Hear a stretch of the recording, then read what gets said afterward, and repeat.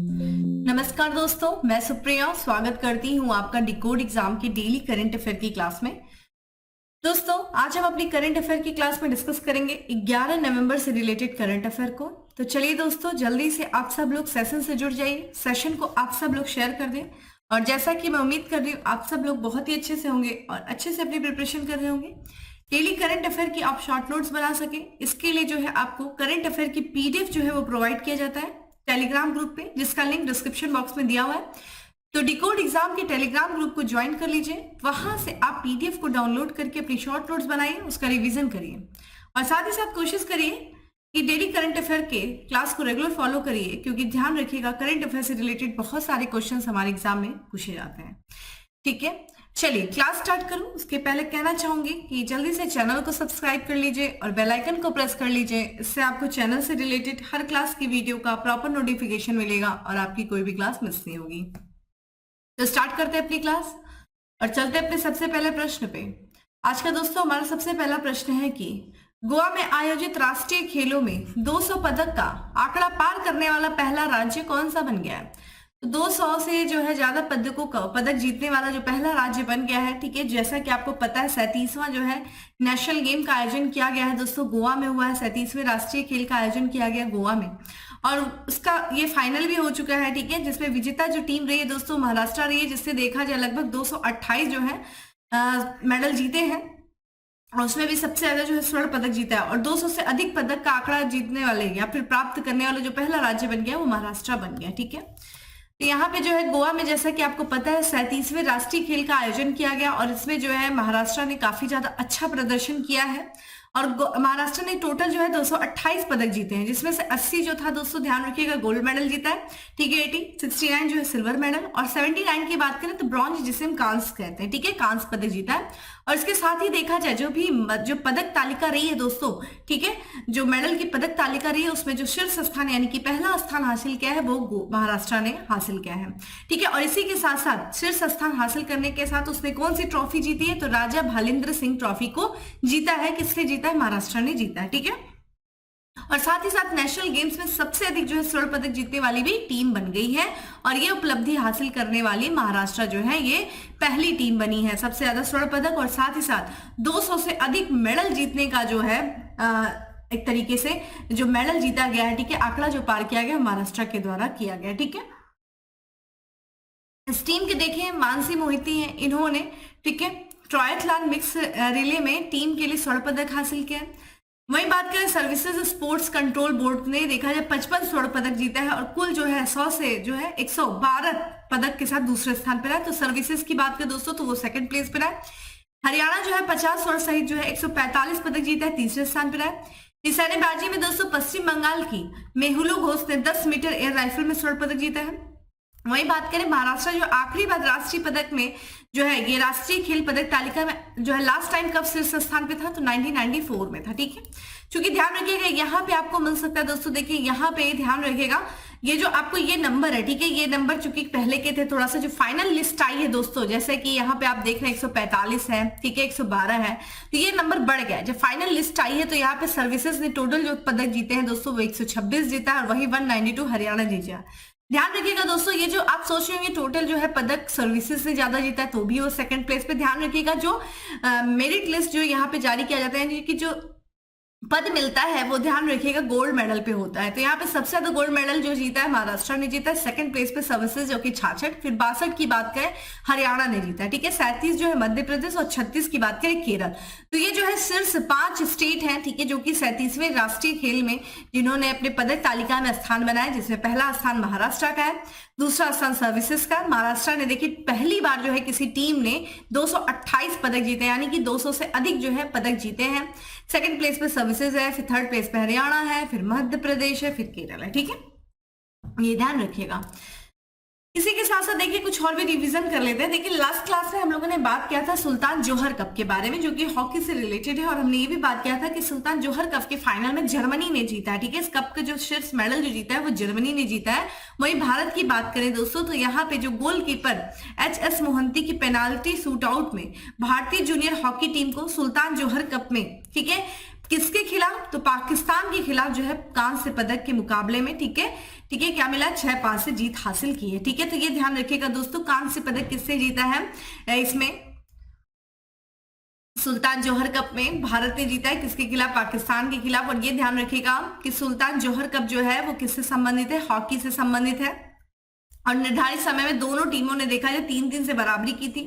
बाद की ओर से दोस्तों बात करें तो अरुण साहनी जो कि 11 मिनट में, और यहाँ पे पुवन्ना और कप्तान उत्तम सिंह ने गोल किया था। ये भी आपसे पूछा जा सकता है कि ये जो है भारतीय जूनियर हॉकी टीम के कप्तान कौन है? तो कप्तान है, ध्यान रखिएगा, उत्तम सिंह इसके कप्तान है। प्रतियोगिता में स्वर्ण पदक दोस्तों किसने जीता है? जर्मनी, ठीक है, जर्मनी विजेता रही थी और जर्मनी ने फाइनल मुकाबले में ऑस्ट्रेलिया को, ठीक है, पेनाल्टी शूटआउट में हराया। चलिए अब आप मुझे बताइए कि सुल्तान जौहर कप का जो फाइनल हुआ है दोस्तों, ये किस देश में हुआ है? मैंने लास्ट क्लास में आपको बताया है कि इसका आयोजन किस देश में किया गया। कमेंट बॉक्स में आप मुझे आंसर करें, देखिए कितना आपको याद रहता है, ठीक है। चलिए अगला प्रश्न है दोस्तों की 16.1 मिलियन टन कार्गो संभालने वाला भारत का पहला बंदरगाह कौन सा बन गया है? तो यहाँ पे 16.1 मिलियन कार्गो संभालने वाला भारत का पहला बंदरगाह कौन सा बन गया? ऑप्शंस आपके सामने। वीडियो को शेयर करते रहिए, साथ ही साथ कमेंट बॉक्स में आंसर करते रहिए। दोस्तों इसका करेक्ट आंसर है मुंद्रा पोर्ट, ठीक है। मुंद्रा जो पोर्ट है, मुंद्रा बंदरगाह है, ये 16.1 मिलियन टन कार्गो संभालने वाला भारत का पहला बंदरगाह हो गया है। इससे ये पता चलता है कि इस बंदरगाह से कितना ज्यादा व्यापार हुआ है, ठीक है। ये अडानी पोर्ट्स एंड सोशल, माफ करिएगा, Adani ports and special economic zone के जो है प्रमुख पोर्ट है, जिसका नाम है मुंद्रा पोर्ट। और ये अक्टूबर 2023 में इसने लगभग कितने जो है अधिक कार्गो को संभालने का उल्लेखनीय उपलब्धि हासिल किया है? तो 16.1 मिलियन, ठीक है, मैट्रिक टन कार्गो संभालने का उल्लेखनीय जो है उपलब्धि हासिल की है।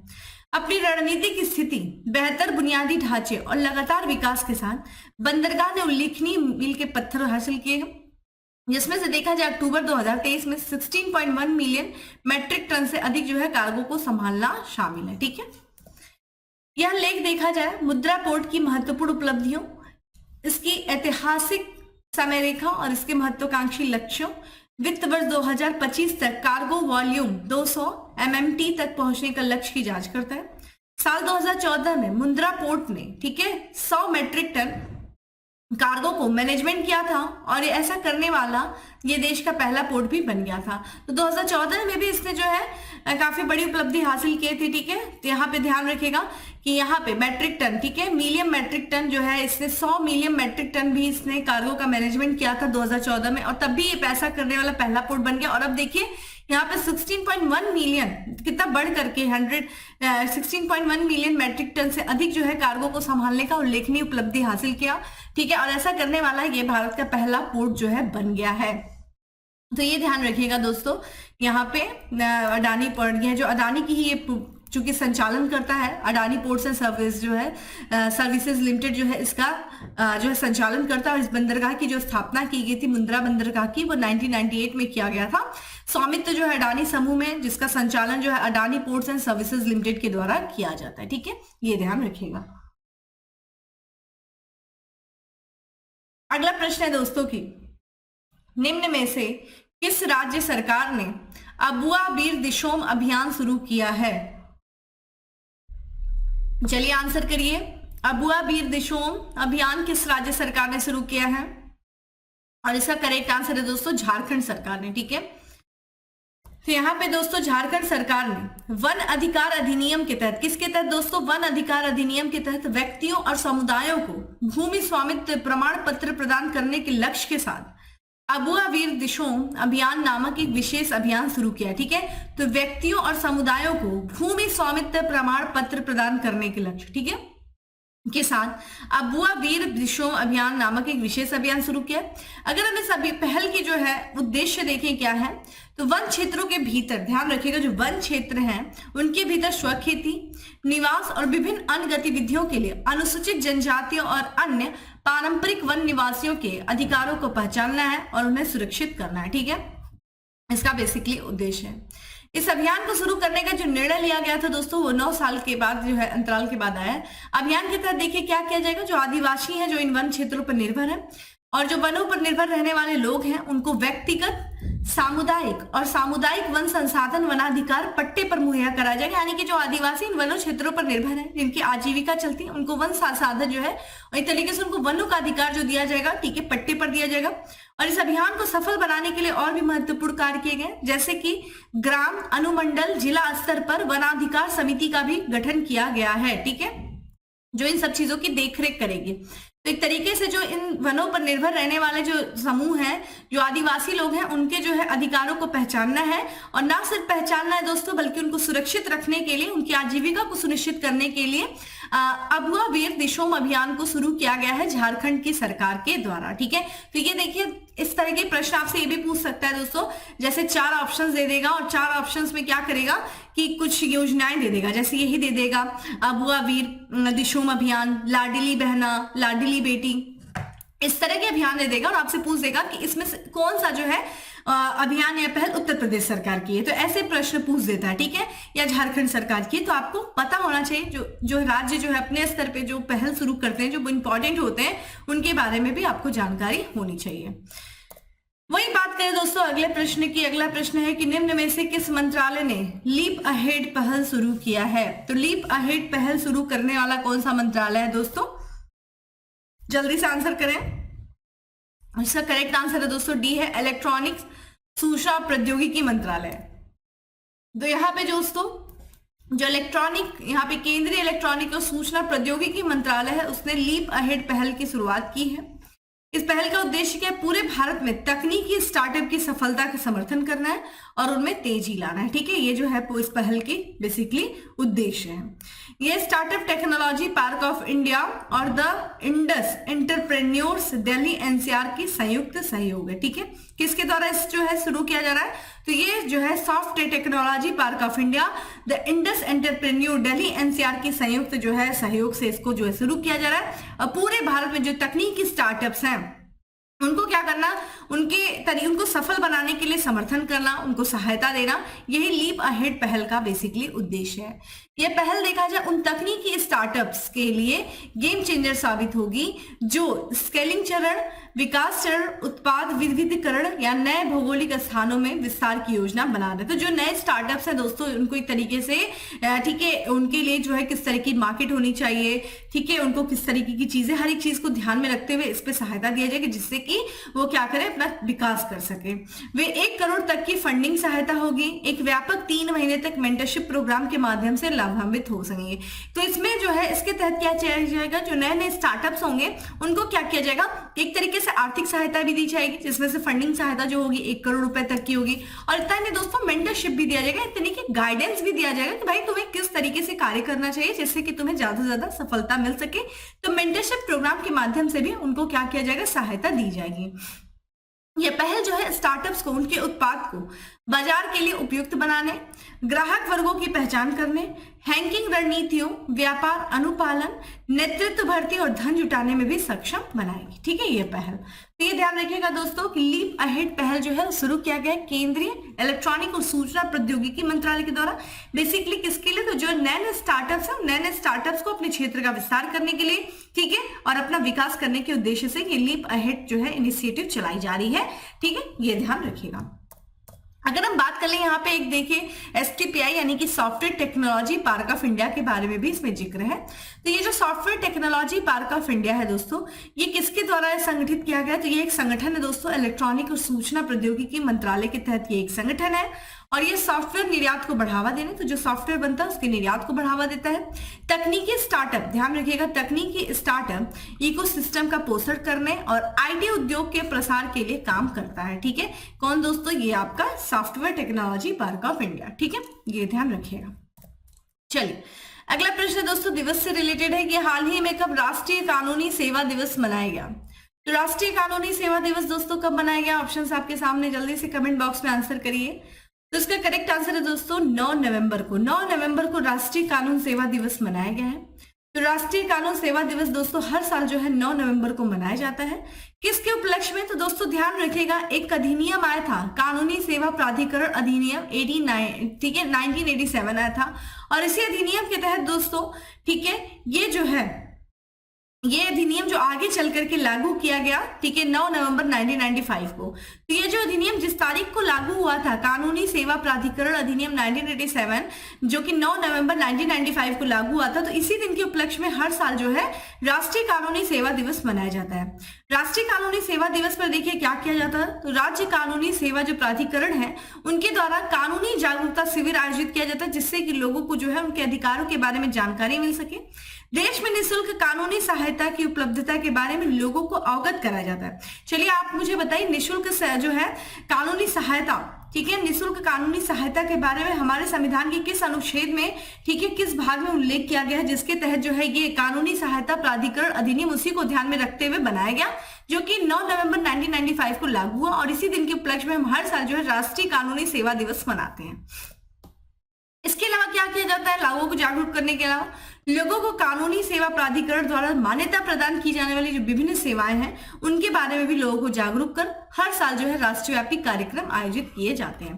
तो एक तरीके से निःशुल्क सेवा जो कानूनी सेवा है, और ये जो है जो कानूनी सेवा प्राधिकरण के द्वारा बहुत सारी सेवाएं जो है चलाई जाती है, उनके बारे में भी लोगों को जागरूक करने के लिए यह दिवस मनाया जाता है। तो 9 तारीख को क्या मनाते हैं दोस्तों, 9 नवंबर को राष्ट्रीय कानूनी सेवा दिवस। इसी के साथ साथ 8 नवंबर की बात करें दोस्तों, तो वर्ल्ड रेडियोग्राफी डे जो है सेलिब्रेट किया जाता है। इसके तहत क्या किया जाएगा, रेडियोग्राफी की मदद से डॉक्टर एक्सरे तकनीकी से शरीर की बीमारियों के बारे में जो है पता लगाते हैं। इस दिन को मनाने का मुख्य उद्देश्य क्या है, लोगों को जागरूक करना है। ठीक है, राष्ट्रीय यहाँ पे जो इस साल की थीम क्या है, रेडियोग्राफी दिवस की इस साल का विषय क्या है, तो रोगी सुरक्षा का जश्न है। ठीक है, ये इस साल का विषय है। इसी के साथ साथ दोस्तों एक दिवस मनाया जाता है 10 नवंबर को, शांति और विकास के लिए विश्व विज्ञान दिवस। ठीक है, तो शांति और विकास के लिए दोस्तों हर साल जो है 10 नवंबर को विश्व विज्ञान दिवस मनाया जाता है। इसके तहत लोगों को क्या किया जाता है, विज्ञान के क्षेत्र में और उसके विकास के बारे में जागरूक करने के साथ ही उससे जुड़ी जानकारियां देना इस दिवस को मनाने का मुख्य उद्देश्य है, जिसे हर साल जो है एक थीम के साथ सेलिब्रेट किया जाता है। तो हमने 3 दिवस देखा दोस्तों, जिसमें से ये लास्ट क्या है, शांति और विकास के लिए विश्व विज्ञान दिवस कब मनाते हैं, 10 नवंबर को मनाते हैं। ठीक है, वही बात करते हैं यहाँ पे 8 नवंबर को वर्ल्ड रेडियोग्राफी डे, और 9 नवंबर को क्या मनाते हैं, राष्ट्रीय, ठीक है, कानूनी सेवा दिवस मनाया जाता है। अगला प्रश्न है दोस्तों जो कि राज्य से संबंधित है कि किस राज्य सरकार ने प्रोजेक्ट डॉल्फिन को जारी करने का आदेश दिया है। तो प्रोजेक्ट डॉल्फिन है दोस्तों, इसको जारी करने का आदेश किस राज्य सरकार ने दिया है, तो जो डॉल्फिन है दोस्तों, डॉल्फिन को संरक्षित करने के लिए, उसके आवास को सुरक्षित रखने के लिए और उसकी जो गिरती जनसंख्या है उसको बचाने के लिए जो है किस राज्य सरकार ने यह आदेश जारी किया है कि जो प्रोजेक्ट डॉल्फिन है उसको चालू रखा जाएगा, उसको जारी रखा जाएगा। देखिए कोई और राज्य नहीं, तमिलनाडु है। ठीक है, तो हाल ही में जो तमिलनाडु की सरकार ने दोस्तों ये आदेश जारी किया है कि भारत सरकार, ठीक है, अब यहाँ पे जो भारत सरकार की जो एक, ठीक है, विकास है, यहाँ पे जो भारत सरकार के जो वन्य जीव आवास कार्यक्रम के एकीकृत विकास के तहत जो प्रोजेक्ट है जिसका नाम है प्रोजेक्ट डॉल्फिन, उसको लागू करने का आदेश जारी किया है। ठीक है, किसने दोस्तों, तमिलनाडु सरकार ने। और इस दौरान जो है जो कि 23-24 के दौरान कितने करोड़ लागत से इसको जो है लागू किया जाएगा, तो 8.13 करोड़ रुपए की लागत से प्रोजेक्ट डॉल्फिन को लागू किया जाएगा, जिसके तहत जो है इसमें जो है रेशियो होगा दोस्तों 60% जो राशि देगा वो केंद्र सरकार देगी, बाकी जो 40% वो राज्य सरकार जो है वहन करेगी। तो एक तरीके से ध्यान रखिएगा ये केंद्र प्रायोजित योजना है। ठीक है, केंद्र प्रायोजित जो है ये योजना है जिसमें जो है जो भी कुछ उसमें जो लागत आती है उसका वहन केंद्र और राज्य सरकार मिलकर करते हैं। और इस जो है प्रोजेक्ट डॉल्फिन के अगर हम उद्देश्य की बात करें दोस्तों, तो ये जो है प्रोजेक्ट डॉल्फिन जो है वो क्या करेगा, जो समुद्री पारिस्थितिकी और जो समुद्री पर्यावरण है उसके समग्र स्वास्थ्य को मजबूत करेगा, जिससे जो डॉल्फिन है दोस्तों उनके जो है जो स्वास्थ्य पे जो बुरा असर पड़ा वो ठीक हो सके। आप यहाँ पे ये सारी चीजें पढ़ सकते हैं। ठीक है, ये देखिए प्रोजेक्ट डॉल्फिन है preserving our underwater friends. ठीक है, इसमें देखिए क्या है, 10 years project to focus on both rivers and sea dolphin, जो नदियों में रहने वाली भी डॉल्फिन है और जो समुद्रों में रहने वाली डॉल्फिन है उन पर फोकस करेगा। बाकी आप जो है इसमें आप चीजें पढ़ सकते हैं, क्या क्या चीजें इंपॉर्टेंट पॉइंट है, इसको थोड़ा सा फोकस कर लीजिएगा। वही बात करें ये डॉल्फिन जो है ये जो प्रोजेक्ट है ये डॉल्फिन प्रजातियों की आबादी को सुधार करने में, उनके आवास की रक्षा करने में सहायक होगा, साथ ही स्थानीय समुदायों की आजीविका में भी सुधार करेगा।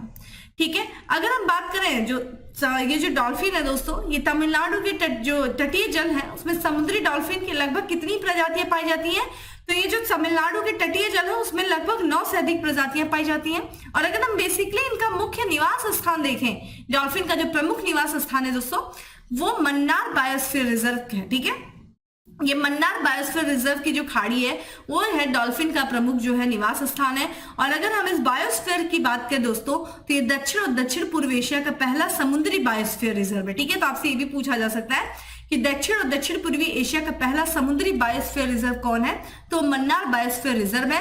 और इसे यूनेस्को के मैन एंड बायोस्फीयर कार्यक्रम के द्वारा भी मान्यता दी गई। ठीक है, ये ध्यान रखिएगा। तो किस राज्य सरकार ने दोस्तों प्रोजेक्ट डॉल्फिन को लागू करने का आदेश जारी किया है, तमिलनाडु सरकार ने। इसी के साथ साथ अब कुछ अन्य बात भी कर लेते हैं यहाँ पे दोस्तों। मध्य प्रदेश के सरकार ने कार्यक्रम का आयोजन किया है। ठीक है, तो यहाँ पे जो है राष्ट्रीय जन सहयोग और बाल विकास संस्थान ने, ठीक है, मध्य प्रदेश के इंदौर में एक कार्यक्रम, ठीक है, जिसका नाम है पोषण भी पढ़ाई भी पर राज्य स्तरीय मास्टर ट्रेनर प्रशिक्षण कार्यक्रम का आयोजन किया है। तो किसने किया है दोस्तों, राष्ट्रीय जन सहयोग और बाल विकास संस्थान ने किया है। कौन सा कार्यक्रम दोस्तों, पोषण भी पढ़ाई भी अभियान। और ये कहां पे किया गया, इंदौर में किया गया। ठीक है, ये 2 दिनों तक चला था कार्यक्रम, जिसमें 29 जो है प्रतिभागियों ने भाग लिया। इस कार्यक्रम की दोस्तों बात करें तो ये कार्यक्रम जो है केंद्रीय महिला और बाल विकास जो है मंत्रालय के द्वारा इस कार्यक्रम की शुरुआत की गई थी। कौन सी कार्यक्रम दोस्तों, पोषण भी और पढ़ाई भी। और ये बेसिकली देखिए किस पर केंद्रित है ये कार्यक्रम, तो जो देश भर में जो आंगनबाड़ियां हैं दोस्तों, उनमें प्रारंभिक बाल्यावस्था देखभाल और शिक्षा पर जो है ये कार्यक्रम, ठीक है, अवस्थित है। यहाँ पे ध्यान रखिएगा प्रारंभिक बाल्यावस्था, देखिए जो 3 से लेकर के जो 6 वर्ष तक के जो, यानी कि ध्यान रखिएगा एक तरीके से अनौपचारिक जो शिक्षा हासिल करते हैं बच्चे 3 से लेकर के 6 वर्ष तक के बच्चे, बेसिकली उनके लिए जो है पोषण भी पढ़ाई भी अभियान जो है शुरू किया गया था। आंगनबाड़ी बेसिकली उनके लिए शिक्षा जो है ये किया जाता है, शिक्षित उनको। तो यहाँ पे ये ध्यान रखिएगा बेसिकली इन पर ये फोकस है। ठीक है, चलिए अगला प्रश्न है दोस्तों की, हाल ही में कहा अंतरराष्ट्रीय मुख्य न्यायाधीश सम्मेलन संपन्न हुआ। तो अभी हाल ही में जो अंतरराष्ट्रीय मुख्य न्यायाधीश सम्मेलन का आयोजन किया गया, कहाँ किया गया, तो उत्तर प्रदेश की राजधानी दोस्तों लखनऊ में। तो ये इंपॉर्टेंट हो जाता है, यूपी स्पेशल हो जाता है। तो उत्तर प्रदेश की जो राजधानी दोस्तों लखनऊ में, वहां पे अंतरराष्ट्रीय मुख्य न्यायाधीश सम्मेलन का आयोजन किया गया।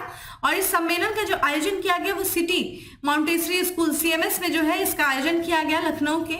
और इसमें जो है ये 24वां संस्करण था, अंतरराष्ट्रीय मुख्य न्यायाधीश सम्मेलन का ये 24वां संस्करण था, जिसमें 61 देशों के मुख्य न्यायाधीश जो है वो शामिल हुए हैं। सम्मेलन के अंतिम दिन में दोस्तों एक लखनऊ डिक्लेरेशन पत्र भी जारी किया गया। और सम्मेलन के मुख्य अतिथि आपके लिए इंपॉर्टेंट हो जाते हैं, कौन थे, तो मॉरिशस के जो उपराष्ट्रपति हैं, ठीक है, मैरी सिरिल एडी बोइसेजोन, ठीक है, बोइसोजेन जो है वो इसके जो है इस सम्मेलन के मुख्य अतिथि थे। ठीक है, मॉरिशस के उपराष्ट्रपति। तो आपसे ये पूछा जा सकता है कि अंतरराष्ट्रीय मुख्य न्यायाधीश सम्मेलन का आयोजन कहाँ किया गया, तो उत्तर प्रदेश की राजधानी लखनऊ में। चलिए अगला प्रश्न है, इंपॉर्टेंट है, हाल ही में चर्चा में रही पूसा, ठीक है, पूसा 2090 या फिर 2090 किस्म किस अनाज से संबंधित है। तो पूसा 2090 जो है किस्म है, ठीक है, किस अनाज से संबंधित है ये किस्म, ऑप्शंस आपके सामने है, गेहूं, सरसों, धान, गन्ना। तो दोस्तों इसका जो करेक्ट आंसर है, ध्यान रखिएगा, धान की खेती से। धान की कटाई हो रही है दोस्तों, कटाई के बाद जो पराली बचती है उस पराली को जला दिए जाने के कारण जो पंजाब वगैरह के जो किसान हैं, पूर्वी पश्चिमी उत्तर प्रदेश के, इनके द्वारा जो पराली जो निकल रही है, जो कि आपको पता है इस समय धान की कटाई चल रही है। कटाई के बाद दोस्तों यही वो मौसम है जिस समय हमें एयर पोल्यूशन भी बहुत ज्यादा देखने को मिलता है। और चूंकि यहाँ पे वायु प्रदूषण का स्तर बढ़ जाने के कारण जो है ये चर्चा में आ गया है, ठीक है, ये किस्म। तो देखिए अभी हाल की बात करें दोस्तों, यहाँ पे जो सर्वोच्च न्यायालय सुप्रीम कोर्ट, उसने देखिए कुछ राज्यों जैसे पंजाब, हरियाणा, उत्तर प्रदेश और राजस्थान जैसे जो राज्य हैं, वहां पर ये जो पराली दहन होता है, जो ये धान की जब खेती होती है, धान को काटने के बाद जो पराली बचती है, जो अवशेष बचते हैं, उसको जो है दहन यानी कि उसको जला दिया जाता है किसानों को, क्योंकि जल्दी जल्दी खेत को साफ करके, ठीक है, क्या करना, उसको दूसरे फसल योग, यानी कि देखिए ये खरीफ की फसलें, रबी की फसल लगाने का समय आ गया है, तो उनकी जल्दी से जल्दी क्या करें दोस्तों, उनको लगाया जा सके, उनका रोपण हो सके, इसके लिए वो तेजी से क्या करते हैं, परालियों को जला देते हैं, क्योंकि उसका जो है एक तरीके से उसके वजह से पोल्यूशन बढ़ जाता है, एयर पोल्यूशन। ठीक है, आप देख रहे होंगे इस समय स्मोक की स्थिति देखने को मिल रहा होगा। कई लोग सोच रहे होंगे ठंड है, बादल आ गया, नहीं, स्मोक है दोस्तों, ये इससे सांस लेना भी मुश्किल होता है। तो पराली दहन लगाने पर जो है, पराली दहन पर रोक लगाने की आवश्यकता पे जोर दिया है। और इसके साथ ही दोस्तों एक विकल्प, देखिए क्या होता है कि जब ये जो है लगभग जो एक ऊपर देखिए एक पूसा जो है ये जो किस्म है 2090, इसको जो है, इसके जो है विकल्प का जो है सुप्रीम कोर्ट ने ऑर्डर दिया है, जो कि किसका विकल्प है, पूसा 44 का। पूसा 44 जो कि ये भी धान की किस्म है। देखिए इसको पकने में थोड़ा ज्यादा समय लगता है, तो जब ये ज्यादा देर तक पकती है दोस्तों तो क्या होता है, कटाई के लिए कम, कटाई के बाद बहुत कम बचता है समय, किसके लिए दोस्तों, दूसरे अनाज को लगाने के लिए। तो जब कम ज्यादा समय लेकर के ये पकती है और ये पूसा 2090 ये कम समय में पक जाती है, तो जल्दी से कटाई इसकी हो जाएगी, तो एक तरीके से ज्यादा समय मिल जाएगा। और जब ज्यादा समय मिलेगा तो जो पराली बचेगी उसके लिए हम क्या, एक विकल्प जो है उसको खत्म करने का जो एक विकल्प देख पाएंगे। तो इसीलिए ये आदेश आए भैया, मतलब एक चर्चा शुरू हो गई है कि भैया पूसा 2090 को अपनाया जाए, जो कि समस्यागत लंबी अवधि वाले चावल की किस्म जो कि पूसा 44 के विकल्प के रूप में अपनाने के लिए चर्चा शुरू हुई। ये दोस्तों जो भारतीय कृषि अनुसंधान जो संस्था है उसके द्वारा उगाई गई लंबी अवधि की चावल की किस्म है दोस्तों पूसा 44, और ये पराली जलाने के प्रमुख योगदान करता रही है। ठीक है, ये ध्यान रखिएगा, ये लंबी अवधि की चावल की किस्में, यानी कि इसको पकने में बहुत लंबा समय लग जाता है। ठीक है, इसमें देखा जाए इसको जो पूसा 44 है, इसको जो है बुआई से लेकर के कटाई तक का जो समय लगता है वो 155 से लेकर के 160 दिनों तक का लगता है, और ये अक्टूबर के अंत में ये समय समाप्त होता है। यही वो समय दोस्तों जब इसकी कटाई हो रही है और इसका जो पराली बची उसको दहन कर दिया जा रहा है, और अगली फसल लगाने से पूर्व खेत को तैयार करने के लिए बहुत ही कम समय बचता है, और यही वो समय है दोस्तों नवंबर का जब हम रबी की फसल लगाते हैं। और चूंकि समय कम बचता है तो किसान क्या करते हैं, जल्दी से खेत तैयार करने के लिए पराली को जला देते हैं, और जिससे क्या होता है भैया, गंभीर पर्यावरणीय समस्याएं उत्पन्न हो जाती हैं। यहाँ पे जो है भारतीय कृषि अनुसंधान जो संस्था उसने पूसा 2090 को विकसित किया है, जो कि क्या होगा, पूसा 44 का, और फिर CB 501 जो कि कम समय से पचने वाली जोपोनिका चावल श्रृंखला। ये भी ध्यान रखिएगा, CB 501 भी ये भी चावल की किस्म है, जोपोनिका चावल श्रृंखला है। इन्हीं दोनों को मिश्रित करके एक नई किस्म बनाई गई है जिसका नाम है दोस्तों पूसा 2090, और ये जो है एक उन्नत किस्म है, और ये जो धान की किस्म है ये उचित पैदावार बनाए रखता है, और बहुत कम दिनों में, बहुत कम अवधि में, मात्र 120 से लेकर के 125 दिनों की छोटी अवधि में ये पक जाती है ये किस्म। अब चूंकि जब कम अवधि में पक जाएगी तो ज्यादा समय रहेगा, तो पराली जलाने का जो मुद्दा है वो समाधान करेगा। ठीक है, तो ये था दोस्तों, और ये पूसा 44 की जो उच्च उपज विशेषताओं को CB 501 में त्वरित परिपक्वता चक्र के साथ जोड़ता है, जो इसे एक आशाजनक विकल्प बनाता है। तो ये ध्यान रखिएगा, ये देखिए इस तरह के प्रश्न RO में भी बहुत ज्यादा पूछे जाते हैं। किस्म पूसा 2090 धान की किस्म है दोस्तों, पूसा 44 भी है, CB 501 भी है, जिसको मिश्रित करके पूसा 44 और CB इनको जो मिश्रण से एक उन्नत किस्म प्राप्त की गई है जिसका नाम है पूसा 2090। ठीक है, ये ध्यान रखिएगा और ये चर्चा में है। चलिए अगला प्रश्न है, म्यांमार और किस देश के बीच समुद्री सुरक्षा अभ्यास मारोमैक्स का आयोजन अंडमान सागर में किया गया। तो यहाँ पे मारोमैक्स जो है दोस्तों, जो कि म्यांमार और किस देश में आयोजित एक समुद्री सुरक्षा अभ्यास है जिसका आयोजन अंडमान सागर में किया गया। दोस्तों ध्यान रखिएगा, ये म्यांमार और रूस के बीच में, और ये पहली जो है इनके बीच की समुद्री सुरक्षा अभ्यास है। तो अंडमान सागर में आयोजित किया गया पहली बार जो है म्यांमार रूस समुद्री सुरक्षा अभ्यास है। ठीक है, इसका जो है ये आयोजित किया गया, और ये अभ्यास की बात करें दोस्तों तो ये हवा, पानी की सतह और पानी के नीचे के खतरों की रोकथाम और समुद्री सुरक्षा उपायों पर केंद्रित था। यह जो अभ्यास है, ये अभ्यास दोस्तों 9 नवंबर को शुरू हुआ था, और ये ध्यान रखिएगा इस अभ्यास का जो उद्देश्य बेसिकली दोनों देशों यानी कि म्यांमार और रूस देशों के बीच की जो नौसैनिक है उनके सहयोग को, आपस के सहयोग को मजबूत करना। पहले म्यांमार रूस समुद्री अभ्यास में ठीक है जहाज और विमान शामिल थे, और ये 7 से 9 नवंबर तक माइक के पश्चिम में आयोजित किया गया था। ऐतिहासिक इवेंट से पहले दोस्तों एक मुलाकात भी की गई थी इन दोनों ही देशों के सैन्य जो प्रमुख हैं, जैसे कि म्यांमार के सैन्य नेता वरिष्ठ जनरल हैं जिसका नाम है मिन ऑंग होंग, उनको समर्थन को बढ़ाने के लिए रूस के जो नौसेना प्रमुख है एडमिरल निकोलाई इवेनोव, इनसे जो है मुलाकात हुई थी।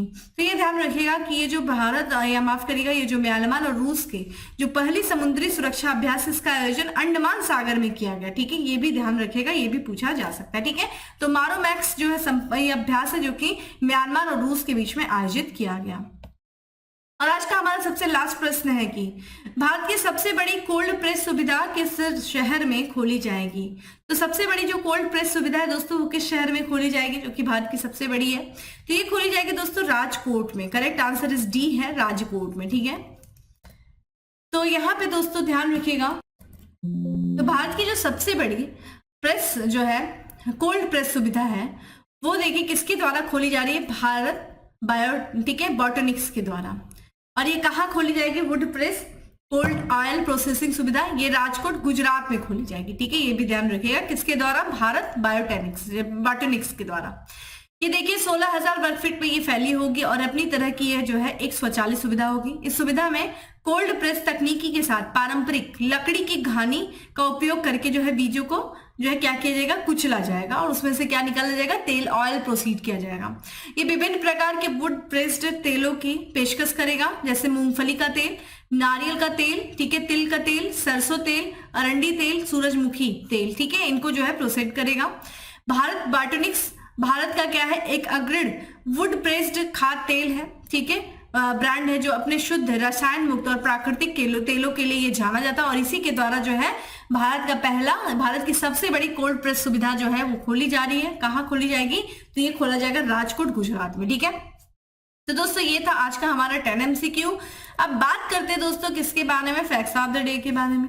आज का हमारा सबसे पहला फैक्ट है कि उत्तर प्रदेश का शहर एविएशन हब बनेगा। कौन सा शहर दोस्तों? नोएडा बनेगा। तीसरा, भारत ग्वाटेमाला विदेश कार्यशाला परामर्श का आयोजन किया गया। कहाँ किया गया दोस्तों? नई दिल्ली में किया गया। IIT ने तंजानिया के जंजीबार में पहला अंतरराष्ट्रीय परिसर स्थापित किया है। कहाँ किया गया? IIT मद्रास ने जो है तंजानिया के जंजीबार में अपना पहला जो अंतरराष्ट्रीय परिसर स्थापित किया है। डाबर ने नया स्वतंत्र निदेशक नियुक्त किया। किसे किया? सुशील चंद्रा को किया है। भारत का नया महासर्वेक्षक नियुक्त किया गया। किसे किया गया? हितेश कुमार को किया गया। तो दोस्तों ये था आज का हमारा करंट अफेयर। उम्मीद करती हूँ आपको अच्छा लगा होगा। अच्छा लगा तो लाइक कर दीजिएगा, ज्यादा से ज्यादा लोगों को शेयर कर दीजिएगा। डेली करंट अफेयर में इसी तरह से जुड़े रहिए, रेगुलर सेशन को फॉलो करिए। मैं पूरी जो है आपको इस बात की श्योरिटी देती हूँ कि अगर आप रेगुलर फॉलो कर रहे हैं तो करंट अफेयर से रिलेटेड कोई भी क्वेश्चन आप एग्जाम में गलत करके नहीं आएंगे। फिर मिलते हैं दोस्तों अगले सेशन में, तब तक के लिए bye, have a good day, stay safe and stay happy.